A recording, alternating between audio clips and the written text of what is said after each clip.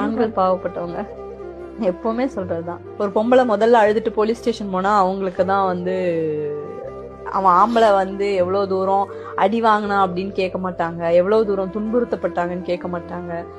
ஆண்கள் குரலை கேட்பதற்கான சமூகம் இது இல்ல, கேட்கறது இல்ல. எவ்வளவு பொம்பளைங்க எவ்வளவு அபியூஸ் பண்றாங்க தெரியுங்களா ஆண்களை. ஆம்பளைங்களோட மொபைல் வாங்கி பாக்குறாங்கல்ல பெண்கள், மனைவிகள். அதுவே பெரிய ஒரே ஒரு மனைவியோட போன் ஒரு ஆம்பளை வாங்கி பாத்துட்டுமே அடுத்த நாள் டைவர்ஸ் நான் எழுத்துறேன். எப்படி நீ போனை பாக்கலாம், என்ன வேணாலும் என்ன பண்ணிக்கலாம், நீ எங்க போறேன்னு கேட்கலாம், என்ன பண்ணலான்னு கேட்கலாம், நீ சினிமாக்கு போக, நான் போகலைன்னா என்ன இஷ்டம் இருந்தா நான் கிளம்புறேன், அவ்வளவுதான். ஆண்கள் உண்மையிலே பாவமானவங்க தான்.